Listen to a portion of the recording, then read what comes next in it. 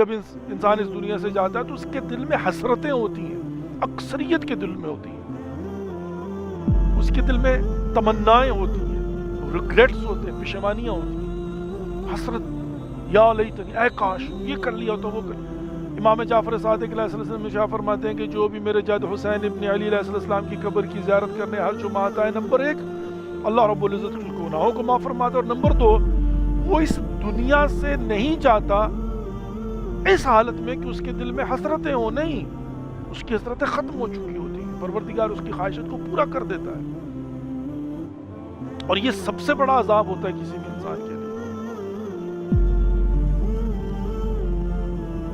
کہ انسان جب اس دنیا سے جا رہا ہوتا ہے